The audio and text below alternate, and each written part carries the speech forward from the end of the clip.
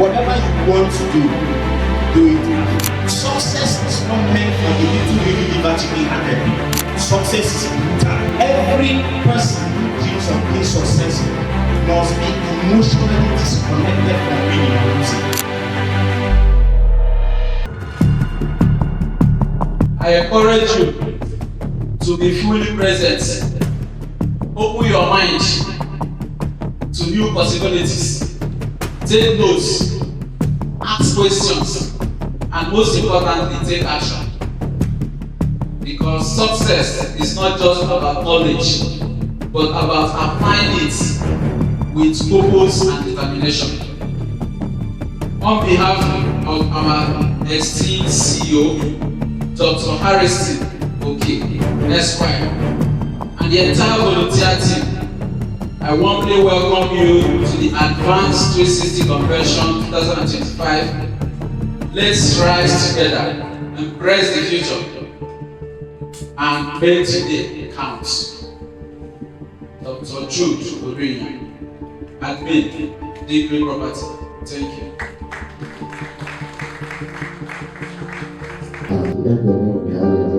Let's Bigreal Property Consult and continue to the grace to be more projects and dreams. Be thou exalted in Jesus' most wonderful name.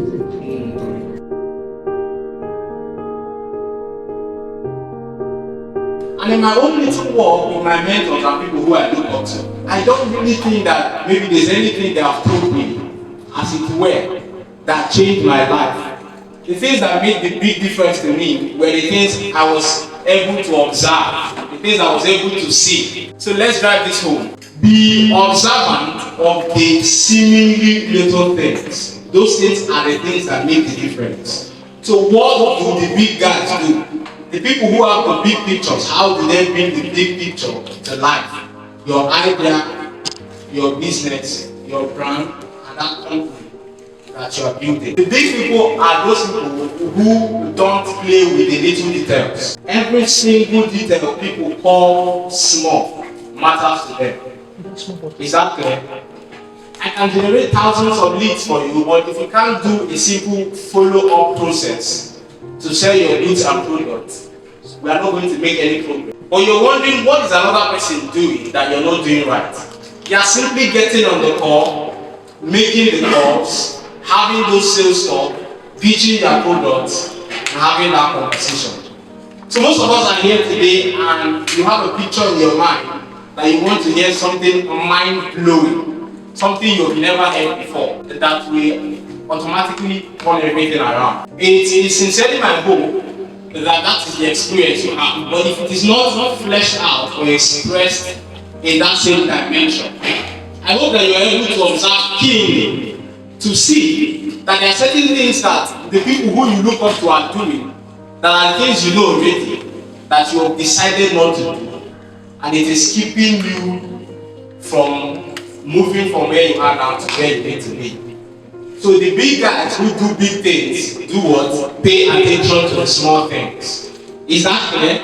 You have to look at the point. The big people who do big things pay attention to the small things. When people work with me, I pay attention to how they do small things. Because when I trust them with bigger things, it shows how they are going to handle it. And in everything you do, once you get the foundation and fundamentals clear, you are halfway done. And that is what happens to you when you do the small things in a big way. The next thing that the big guys do that turns every small thing into a big thing is that they focus on the things that bring the most results. They focus on the things that bring the most results. You have actually heard about the Pareto principle, the 80-20 principle. Have you ever heard that before? Have you ever heard that before? If you have a business here and you make shoe or you make a product, I want you to, maybe in the paper you have, make a draft of all the activities that your business involves. Pay attention to what I'm saying. It will change your life, it will change your business, it will change your brand. Do not postpone what I'm telling you to do now. Something as simple as that from today, you will have to stop doing your laundry and change your entire life. You might not understand it until you do it. Are you getting me now? Why would you, someone who is living in a country that people gain average income, think that going to use the laundry guy to wash your clothes makes more sense than doing it yourself because you are trying to save? But you don't think like the big guys.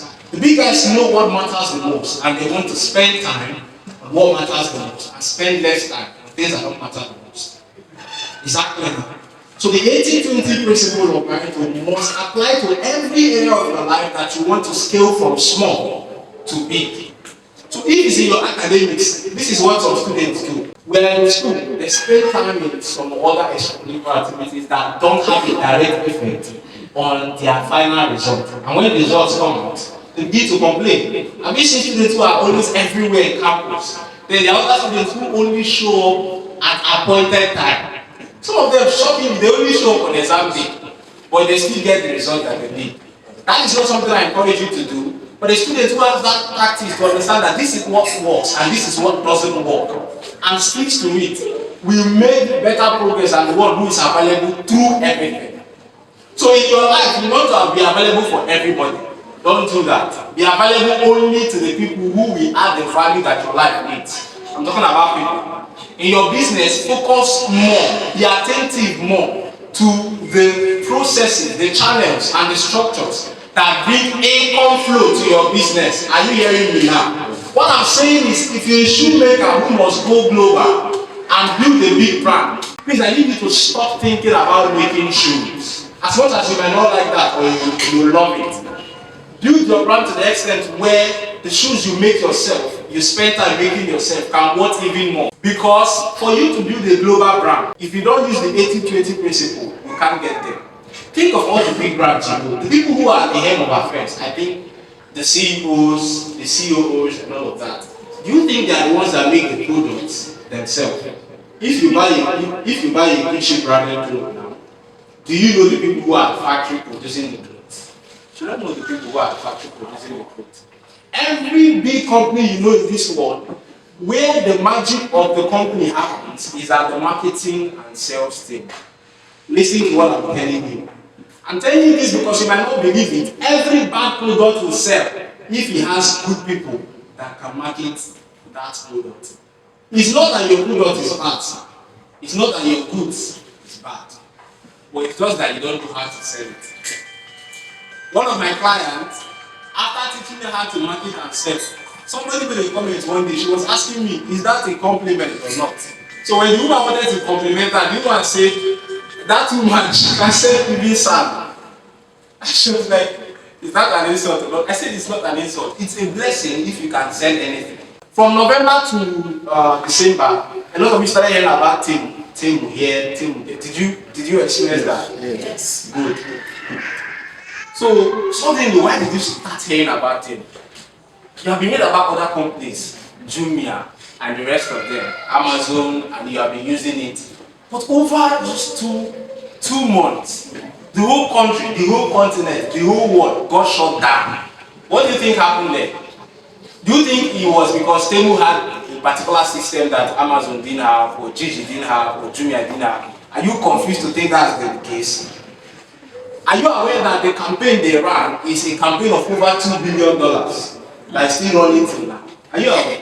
How many of you want to get to the point where you use $2 billion to market your business? If you want to get to that point, how much have you spent in marketing since January till now? How many of you here, since January till now, you have run paid ads on Facebook and Instagram for your business and your brand? If you have done this, raise your hands now. Be very practical. Nobody. So you want to spend $2 billion to market your brand and your business, but since January till now, you have not spent any money at all to market what you are doing. You see why I told you that the rich people focus on what matters the most and not what doesn't matter. And you don't know that that's what matters the most. You don't do it and you don't get the results. And most of you are here thinking about, do I have $2 billion to do what? Are you aware that with 5,000 naira you can run an ad on Facebook and Instagram? It is the truth. Stop acting like I'm saying what does not exist. I can open an ad account and say, I'll show it to you.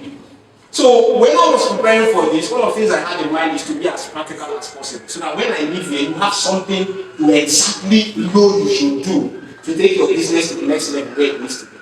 People are spending money not on direct sales. There's what we call direct sales. If I make an effort, I'm expecting that just from that effort, I'm getting that person to buy immediately from me. The rich people focus on the things they are good at. They are value focused. The rich people, the big people, the wealthy people, the guys who operate at a big picture level, they do what? They are value based. All you are thinking of is 5,000 naira, 10,000 naira, 100,000 naira. They are not thinking of value. I went to a place to print out some documents. Somebody walked in, went to the guest sitting by the system. Said, I need you to design a logo for me, for a church. He now wrote one word name for the logo. I was watching. I think I was about to say an amazing drama. After telling the girl and giving her the name, he put his hand into his pocket, brought out some very dirty and ungodly to 200 naira and put it on the table. It was about 1,000. I didn't say anything. The man left. So the man left, I called the lady. I'm like, you people are the problem of yourself. Are you hearing what I'm saying? Once I was going to tell her that, I opened up my phone, I brought her this conversation.